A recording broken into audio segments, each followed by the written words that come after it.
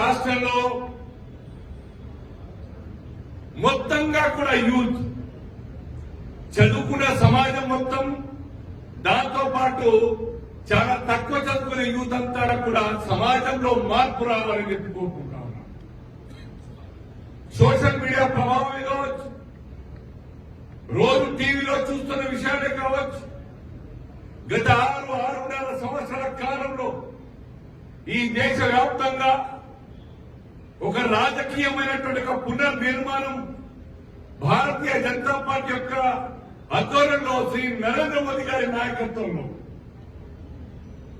దేశం యొక్క దశను మార్చేటువంటి పరిపాలన కొనసాగుతా విషయం గమనించి ఏరి కోరి మేము సైతం మోదీ గారి వెంబడ, మేము సైతం భారత్ మాత సేవలో పని చేస్తాం, ఓటేస్తాం, సమర్థిస్తాం అనే ఒక ఆలోచనతో యూత్ అంతా కూడా కలిసి వచ్చింది. మోదీ గారు ఎవరికి ఫోన్ చేసి చెప్పలేదు. మన గ్రామానికి, మన పల్లెలకి, మన ఇళ్లకు ప్రచారం కోసం రాలేదు. వారు ఒక అమితాబ్ బచ్చన్ కాదు, రితిక్ రోషన్ కాదు, అంతకన్నా కేవలం వారి యొక్క క్యారెక్టర్ కారణంగా 3 సార్లు ముఖ్యమంత్రిగా గుజరాత్ రాష్ట్ర యొక్క రూపురేఖ మార్చి గుజరాతే ఒక దేశం ప్రపంచంలో ఉన్నట్టయితే after America Gujarat could be the second biggest and largest and developed most developed కంట్రీగా ఉండేదని చెప్పేసి పత్రికలు రాశాను నేను చెప్పడం కాదు. ఆ రకంగా ఎక్కడ కూడా అక్రమాలకు, అవినీతికి అవకాశం లేకుండా గుజరాత్ రాష్ట్ర ముఖ్యమంత్రిగా యథేచ్ఛగా అసెంబ్లీలో జీవితంలో కాలు పెట్టనటువంటి ఒక ఆనాటి వరకు ముఖ్యమంత్రిగా అయిన తర్వాతనే కాలు పెట్టినటువంటి నరేంద్ర మోదీ గారు పరిపాలన పట్ల ఏ విధంగా వారికి ఉన్నటువంటి ఒక పరిణతి ఉన్నదో నిరూపించుకోవడం జరిగింది. సిమిలర్లీ తన జీవితంలో పార్లమెంట్ లో కాలు పెట్టలేదు. ఎంపీగా రాజ్యసభ కావచ్చు, లోక్సభ కావచ్చు, కాలు పెట్టలేదు. But only after election 14 elections first time కాలు పెట్టడంతోనే ప్రధానమంత్రి కావడం అంటే ఇది భారతదేశ ప్రజలు ఏది కోరి ప్రేమతో ఎన్నుకున్నటువంటి ఎన్నికల భారతీయ టార్గెట్ 272 పెట్టడం. నిన్నటి వరకు భారతీయ జనతా పార్టీ ఆహాయపడి 84 ఎలక్షన్ చూసినాం మనం. కేవలం 2 सीट गलते बीजेपी का काम हो गया, दीवाना निकाल दिया बीजेपी, अभी आने वाला नहीं. कांग्रेस के सिवाय देश में राजनीति में और कोई राजनीतिक दल नहीं होगा అని హేళన చేసిన కాంగ్రెస్ బలం లేకునే కమ్యూనిస్ట్ పార్టీ కూడా సైతం మేము కేవలం సరే మా ప్రత్యర్థి సిద్ధాంత పరంగా పునాదులు ఉన్నటువంటి ప్రత్యర్థి పార్టీ భారతీయ జనతా పార్టీ గెలవలేదు. అదే మా సంతోషమని వారు వికటహాసం చేసినారు. ఆత్మస్థైర్యం ఉన్నది. మన కార్యకర్తలందరూ కూడా సిద్ధాంతం కోసం పనిచేశారు. భారతీయ జనతా పార్టీగా ఈ దేశం కోసం పనిచేసేటువంటి యొక్క నిరంతరమైన ప్రయాణంలో ఏదో ఒకనాడు మా యొక్క శ్రమకు ఫలితం దక్కకపోతుంది. అది మా కోసం కాదు, ఈ దేశ పీడిత తాడిత పేద ప్రజల యొక్క డెవలప్మెంట్ కోసం భారతీయ జనతా పార్టీకి ఓటేస్తారు. మా కష్టే ఫలిని భావించి పనిచేస్తూ వచ్చినారు. With in span of 5 years 84 లో 2 వస్తాయి, 89 లో మరి 79 సీట్లు 80 సీట్లు గెలవడం, 80 సీట్లు. ఇది మా మిస్టేక్. కేవలం బీజేపీ గెలిచిందంటే బీజేపీ నాయకులు మాత్రమే దానికి కారణం. మన యొక్క కార్యకర్తలు రక్తం వచ్చి కార్యకర్తలు అందరూ కూడా జీవితంలో వారు ఎన్నడూ కూడా నాయకులు కాలేరు. జీవితంలో వారు ఎన్నడూ డయాస్ మీద ఎక్కి స్పీచ్లు ఇవ్వలేరు నాయకులుగా. అది తెలిసి పోటీ చేయరు, మేము చెయ్యలేము పోటీ కూడా అని తెలిసి కూడా పార్టీ నిర్మాణం కోసం కష్టపడి పనిచేసిన కార్యకర్తల శ్రమ బలిదానం కారణంగా ఈరోజు పార్టీ ఇంత పెద్ద తయారైంది. ఇది కేవలం మన మాత్రమే, భారతీయ జనతా పార్టీకి మాత్రమే సాధ్యమవుతుంది. లేకుంటే కాంగ్రెస్ పార్టీతోనో లేకుంటే ఇవాళ సోకాలు ఉన్నటువంటి ఒక టీఆర్ఎస్ పార్టీ లాంటి డబ్బులే పరమావధిగా పెట్టుకొని నోట్ల కట్టం చల్లి ఓట్లు కొనుక్కొని సీటు మీద కూర్చొని కోర్టు సంపాదించే కల్చర్ పార్టీ మనది కాదు. డబ్బులతోని పోటీ పడలేమని చెప్పేసి తెలిసి కూడా కష్టపడతా ఉన్నారు కార్యకర్తలు. What is the reason behind it? Dubbaka elections అక్షరాశ తక్కువ. హైదరాబాద్ కు ఆమె దూరం 50 కిలోమీటర్ల దూరం. భారతీయ జనతా పార్టీ పెద్ద పునాదులు లేవు. అయినా అక్కడి ప్రజలు భారతీయ జనతా పార్టీ ఇది ఓన్లీ ఆల్టర్నేటివ్ పార్టీ అని భావించి ఆ కుటుంబాల్లో ఉన్నటువంటి యూత్ అంతా కూడా వారు పెద్ద మనుషులు మెంటల్ గా సైకాలజికల్ గా కాంగ్రెస్ పార్టీకి ఉన్నటువంటి డబ్బుల రూపేణ టీఆర్ఎస్ పార్టీకి అలవాటు పడ్డటువంటి ఒక ప్రజానికం ఆ యొక్క మోస్ట్ ఆఫ్ ది ఓటర్స్ ఆ యొక్క డాటా తీసినాం మనం. సుమారుగా 1,65,000 యొక్క సభ్యులకు ఏదో ఒక రూపేణ అక్కడ డబ్బులు ఇస్తా ఉన్నాయి సర్కార్తో. 1500 రూపాయలు కావచ్చు, 2000 రూపాయలు కావచ్చు, లేకుంటే ఇంకో రకమైన పెన్షన్ కావచ్చు.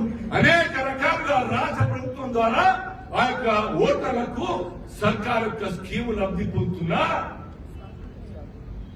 భారతీయ జనతా పార్టీ ఓటేసిన ఓట్లు ఈ యొక్క డబ్బులు నీవి కావు, నీ ఆస్తి మీ ఇవ్వట్లేదు మాకు. మా శ్రమ ద్వారా మేము సర్కార్ చెల్లిస్తున్నట్టు ఒక ట్యాక్స్ రూపేణ సర్కార్ బడ్జెట్ నిండుతా ఉన్నది. నీవు నీ ఆశ కోసం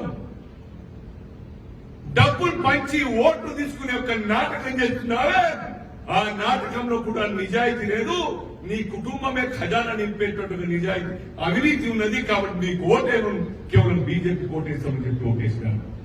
next Hyderabad we had only 4 corporates in Hyderabad elections. GHMC ఊహిస్తామండి అక్కడ 2 जाके 270 దాటిన మనం ఇవాళ 303. అలాగే 4 మాత్రమే ఉండే హైదరాబాద్ నగరపాలికలో. చిన్న అమ్మాయి ఓటు బహుశా ఫస్ట్ టైం వేసి ఉండవచ్చు ఒకటేసారి అమ్మాయి. ఆ అమ్మాయి పేరు కవాడి కూడా రచన అనుకుంటారు. అమ్మాయి పేరు రచన. 21 ఇయర్స్ ఓడింది ఆ పార్క్ ప్రాంతం నుంచి. నానా చిన్న టెంట్ హౌస్, గరీబ్ సంఘ కార్యకర్త, బీజేపీ కార్యకర్త, మహిళా రిజర్వేషన్ అయిపోయింది. కాబట్టి నేనైతే చేయలేను, నా మిసెస్ చేయలేదు, నా కూతురు నిలబెడతామని చెప్పి పార్టీ వాళ్ళు టికెట్ ఇస్తే డబ్బులు లేకుండా అక్కడ కూడా భారతీయ జనతా పార్టీ గెలిచింది. ఇది కేవలం మన కార్యకర్తలకు శ్రమ కారణం, పార్టీ సిద్ధాంతం కారణమే, కేంద్రంలో ఉన్నట్టు సర్కార్ ఇమాందార్ సర్కార్ కారణంగా ఈ యొక్క రాష్ట్ర దేశంలో ఇంతవరకు దుర్విపెట్టిన ఎక్కడ ఒక అవినీతి మచ్చకరం ఉండేది. పప్పు రాహుల్ గాంధీ ఏ విధంగా బలం చేసే ప్రయత్నం చేస్తున్నారు, హౌస్ లో మాట్లాడినారు, విదేశాల్లో పోయి మాట్లాడినారు. మోదీ గారి యొక్క అభివృద్ధి గురించి మాట్లాడే ప్రయత్నం విఫలతం చెంది ఈ యొక్క దేశ రాజకీయాల్లోనే బిజినెస్ కట్టుకుని మళ్ళీ ఇటలీకి పోయేటువంటి పరిస్థితి వచ్చింది. ఫెయిల్ అయిపోయిన అలిగేషన్స్. ఈ రకంగా కమ్యూనిస్టులు కావచ్చు, కాంగ్రెస్ కు కావచ్చు, మిగతా నాన్ బీజేపీకి వ్యతిరేకంగా ఉన్నటువంటి పొలిటికల్ పార్టీస్ అన్ని కూడా వింటున్నారా ఇవాళ నోటికి గుడ్డ కట్టుకొని మాట్లాడే పరిస్థితి ఇవాళ రాజకీయాల్లో ఉన్నది. కారణం we're not giving any scope any political party any individuals అవినీతి గురించి, అక్రమాల గురించి ఏ మాత్రం కూడా దానికి అంచునపోకుండా మన దేశ ప్రభుత్వం, జాతీయ ప్రభుత్వం మోదీ గారి నాయకత్వం అవుతారు. కాబట్టి సబ్కా సాత్ సబ్కా వికాస్ అనే ఆలోచన ఇవాళ కొత్తని మనం మాట్లాడేది కాదు మిత్రులారా. మనం నేర్చుకునే మా పూర్వ పరంపర చాణక్య నుంచి పడితే శివాజీ దాకా ఏదైతే ఆలోచన సర్వే జన సుఖినో భవంతు అనే ఆలోచన ఇవాళ కొత్తగా మనం నేర్చుకునేది కాదు, మోదీ గారు కొత్తగా చెప్పింది కాదు. మన పూర్వీకులు సనాతనంగా వస్తున్నటువంటి పరంపరను ఆదర్శంగా తీసుకొని దేశ శ్రేయస్సు కోసం, ప్రజల డెవలప్మెంట్ కోసం అందరూ సమానమే, నా కులం, నా మతం, నా మజహబ్ ఏమీ లేకుండా అందరూ సమానమైన ఒక ఆలోచనతో మనం పరిపాలిస్తున్నాం కాబట్టి కశ్మీర్ రాష్ట్రం కూడా హమ్ ఆప్కే సాత్ నేను చెప్పడం ఇది ఊహిస్తాం. 99.99% అక్కడ వ్యాలీలో హిందూ ఓటులు, మొత్తం కూడా ముస్లిం ఓట్లు. అక్కడ ముగ్గురు జిల్లా పరిషత్ బీజేపీ చేసి ముస్లిం సోదరులు, అనేక మంది ముస్లిం సోదరులు బీజేపీకి వస్తా ఉన్నారు. అక్కడ కలుస్తున్న చూసి, నాయకత్వం డెవలప్మెంట్ చూసి ఓర్చుకోలేక పాకిస్తాన్ యొక్క ప్రేరేపిత ఉగ్రవాదులు ఆ యొక్క కార్యకర్తని బీజేపీలో వచ్చిన నాయకులందరినీ కూడా హతమారుస్తా ఉన్నారు. అయినా అంత ఆదండి జైనింగ్స్ ఆగుతున్నాయి. అక్కడ రొటీన్ గా రెగ్యులర్ గా ఏదైతే జైనింగ్స్ అవుతా ఉన్నా ఇంకా ఇంకా కొనసాగుతా ఉన్నాయి బీజేపీ వచ్చేది. సిమిలర్లీ గోవా మీరు చూస్తున్నారు, 52% పాపులేషన్ ముస్లిం క్రిస్టియన్ కలిస్తే ఉంటుంది, అరౌండ్ 50% ఆర్ 48% హిందూ సమాజం ఉంటుంది. అక్కడ బీజేపీ పవర్ లో ఉన్నది.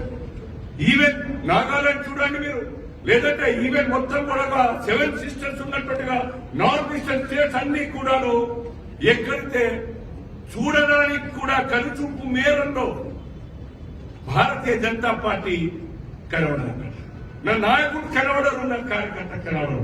అక్కడ కూడా అన్ని రాష్ట్రాల్లో బీజేపీ ప్రభుత్వాలు ఉన్నాయి. 80% నాగాలాండ్ లో క్రిస్టియన్ మైనారిటీ, అన్ని రాష్ట్రాల్లో మోర్ దెన్ 70% క్రిస్టియన్స్ అన్నారు కూడా.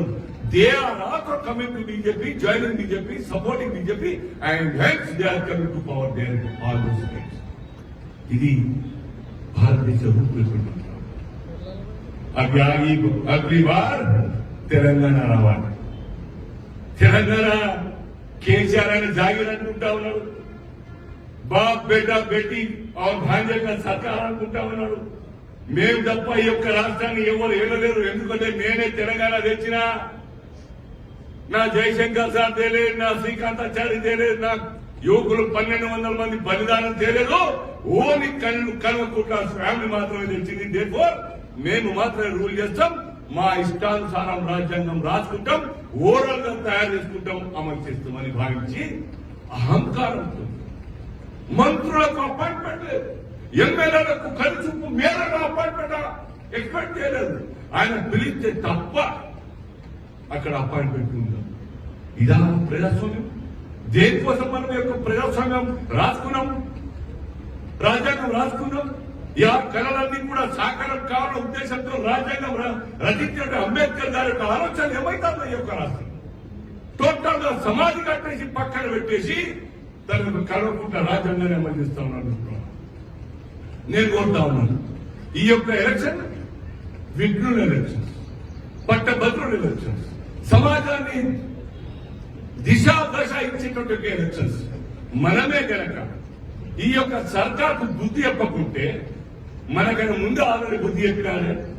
They are not all graduates అక్కడ దుబాకులు, వాళ్ళందరూ ఎవరు భద్రం కారాలు. 48 నియోజకవర్గాల్లో బీజేపీ గెలిచిన డివిజన్లు అందరికందరూ పట్టభద్రులు కాదు. వాళ్ళే ఓటేసి బీజేపీని గెలిపించినప్పుడు పట్టభద్రులు మనం డెఫినెట్ గా ఈ యొక్క కేసీఆర్ సర్కార్ బుద్ధి చెప్పని తయారు. మిత్రులు చెప్పారు చాలా మంది, రమేష్ గారు కూడా he's not a politician. Notice appoint చేస్తాను రమేష్ గారు. అయితే వారేమి పొలిటికల్ కార్యకర్త కాదే, లీడర్ కాదే, మానగా కద్దరు పట్టాలు వేసుకొని రేపో మాపో ఎలక్షన్ నిలబడి ఆయనతో వచ్చి మాట్లాడలేదు. కేవలం ఈ దేశం బాగుపడాలి, ఇమాందార్ వ్యవస్థ రావాలి, అది కేవలం బీజేపీతో సాధ్యమవుతుంది. కాబట్టి బీజేపీకి రావాలి. దానికోసం వచ్చి పనిచేస్తాను. తలా 25 ఓట్లు తీసుకోండి, తలా 50 ఓట్లు తీసుకోండి. మిత్రులు చెప్పిన గవర్నమెంట్ టీచరు, ప్రైవేట్ టీచరు, ఆ యొక్క మధ్య పోలేల మిత్రులు 2000 మందికి ఫోన్ చేయడం మామూలు మాటలు. మా ఇంటి పక్కన ఒక రిటైర్డ్ టీపీఓ, మన రిటైర్డ్ టీపీఓ ఉంటారు మైపాల్ గారు, ఇక్కడ కూడా పనిచేశారు, కట్ట మైపాల్ గారు, ఇదే కుబ్బులో కూడా పనిచేశారు. ఆయన రోజు పిచ్చి వేసినట్టే రోజు ఫోన్ చేస్తారు. చూస్తే రుద్రమ రాణి రుద్రమ ఆయన దగ్గర బంధువు. రాణి రుద్రమ ఈ హెయిర్ ఫ్రమ్ వరంగల్, ఆమె కూడా వరంగల్ ఆ జనగామ, ఆమె క్యాండిడేట్ దగ్గర బంధువే. బట్ బీజేపీ రావాలి, నేను పొలిటికల్ పార్టీ కాదు కానీ బీజేపీకి రావాలి. రోజు ఫోన్ చేస్తాం. రోజు ఫోన్ చేయొచ్చు, వందల ఫోన్, రోజు వాకింగ్ పోయినప్పుడల్లా కలిసినప్పుడు ఆయన ఈయన ఉంటాం పక్కన. ఆయన చెప్తా ఉంటే నిజంగా కూడా మన మీద ఎంత బాధ్యత ఉన్నదో అర్థమైంది, మనం అర్థం చేసుకోవాలి. ప్రజలు నాన్ పొలిటికల్ గా ఉన్నటువంటి ప్రజలంతా కూడా భారతీయ జనతా పార్టీ మాత్రమే సమాజాన్ని మారుతుంది, ఇమాందారీ వ్యవస్థ తీసుకురాగలుగుతుంది. ఏ స్కీమ్ తీసుకొచ్చినా కులాలకు మతాలకు అతీతంగా న్యాయంగా నిజాయితీగా బెనిఫిషియరీకి లాభం జరగాలి, నిజమైన వ్యక్తులకు లాభం జరగాలని భావించి పరిపాలించిన విశ్వాసం వారి ద్వారా ఎక్కువ అవుతామని తెలుసుకోవాలి. మనం మీరందరూ కూడా ఈ ఎన్నికల్లో బుద్ధి చెప్పాల్సిన బుద్ధి చెప్పడమే కాదు మిత్రులారా, ఇది సెమీఫైనల్ అంటే లీగ్ మ్యాచ్ నుంచి నాకౌట్ వచ్చిన మనం ఈ మ్యాచ్ గెలిచినట్టయితే, ఈ 2 సీట్లు గెలిచినట్టయితే, అటు వరంగల్ కావచ్చు, ఇటు హైదరాబాద్ కావచ్చు, ఈ 2 సీట్లు గెలిచినట్టయితే 100% మిత్రులను రాసి పెట్టుకోండి. భారతీయ జనతా పార్టీ 2023 ఎలక్షన్లో అసెంబ్లీలో విజయకేతనం ఎగరవేస్తుంది ముఖ్యమంత్రి సర్కార్ బీజేపీ. ఆ ప్రజల్లో చర్చ మొదలైంది. కాంగ్రెస్ కూర్చున్నాయి, కాంగ్రెస్ ఆ జీతాతో బిక్కిన వారు కాంగ్రెస్ టీఆర్ఎస్ అని ఒక ఆలోచిస్తుంది. కాబట్టి 19 మంది గెలిచిన ఎమ్మెల్యేలు 12 మంది కాంగ్రెస్ నుంచి జంప్ అయి టీఆర్ఎస్ పోయినారు. ఎందుకు పోయినారు?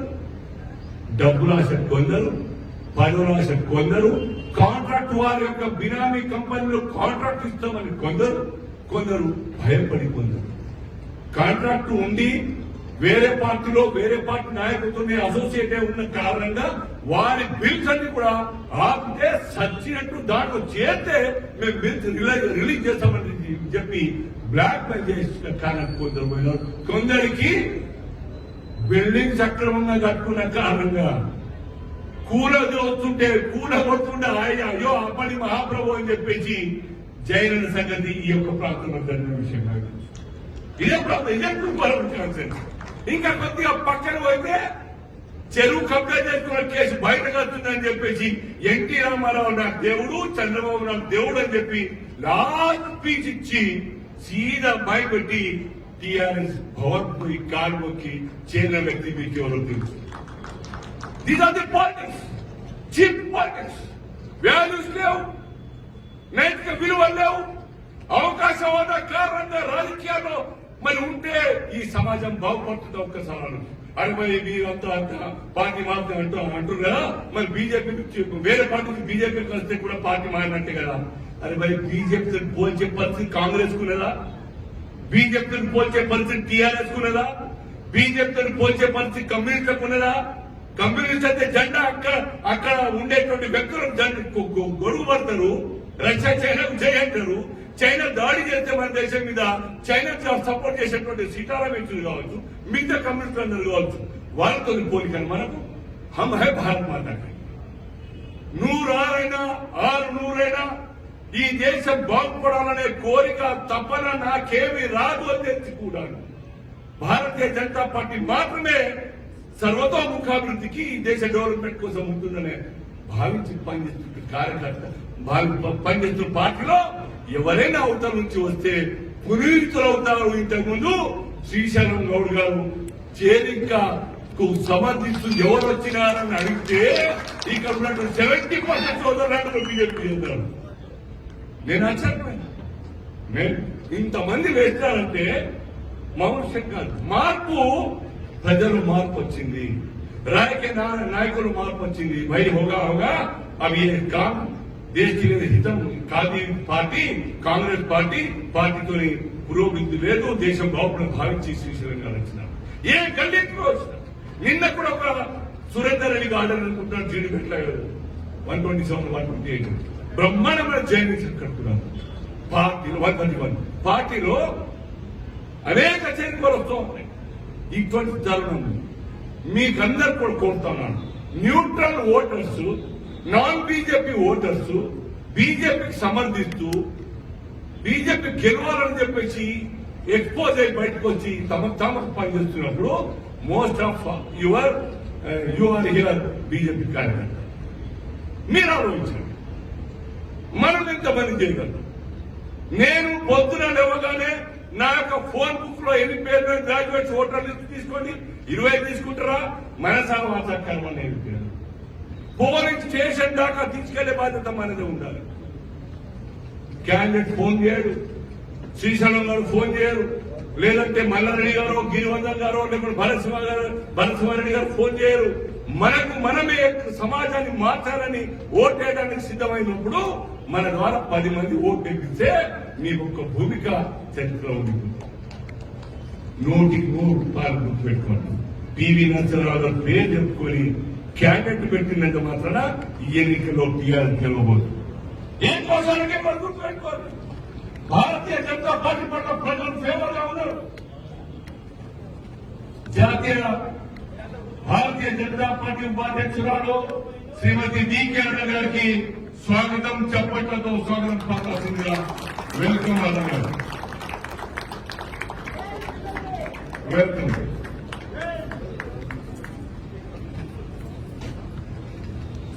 Fire brand leader Mahabub Nagar కాదు యావత్ తెలంగాణ మొత్తంలో కూడా ఇవాళ బీజేపీ యొక్క డెవలప్మెంట్ కోసం కంటిన్యూస్ గా టూర్లు చేస్తూ మా పార్టీ బలోపేతానికి మరి నాయకత్వం వహిస్తున్నటువంటి డికే అరవయమ్మ గారికి స్వాగతం సుస్వాగతం. సో ఈ రకంగా మీ అందరినీ కూడా కోరుతా ఉన్నాను.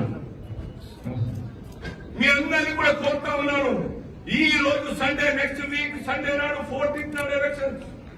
జనరల్ గా ఇంతకు ఒక మంత్రులు చెప్పినారు పోలింగ్ శాతం చదువుకున్న సమాజంలో తక్కువైతా ఉన్నది.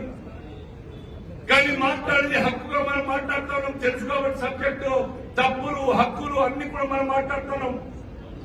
వేరే గ్రామీణ ప్రాంతాల్లో 80%, 89%, 90%, 92% ఎక్కడ లిటరసీ రేట్ తక్కువలో అక్కడ పోలింగ్ శాతం ఎక్కువప్పుడు చదువుకున్న సమాజం గ్రాడ్యుయేట్స్ అందరూ కూడాను ఈ యొక్క ఎన్నికల్లో మాక్సిమం గా మనకు వచ్చేటువంటి అవకాశాన్ని సద్వినియోగం చేసుకుని ఈ యొక్క దుష్ట పరిపాలన చేస్తున్నటువంటి కేసీఆర్ సర్కారు గద్దెదించడానికై మీరందరూ కూడా కంకణ కొట్టుకొని 1 week morning 2 hours, evening 2 hours మీరు మీరుగా స్వయిష్టంతో ఓటు వేయించాలని పోలింగ్ స్టేషన్ దాకా తీసుకొచ్చి వారి ద్వారా ఓటు పోలింగ్ చేయించాలని ఆశిస్తూ కోరుతూ రాబోయేది భారతీయ జనతా పార్టీ మాత్రమే ఈ యొక్క రాష్ట్రాన్ని రక్షిస్తుంది. దానికోసం ఈ యొక్క యుద్ధం కంటిన్యూ కొనసాగించాల్సిందిగా కోరుతూ నాకు ఈ అవకాశం ఇచ్చినటువంటి మీ కూడా సభకు ధన్యవాదాలు. భారత్ మాతాకి జై.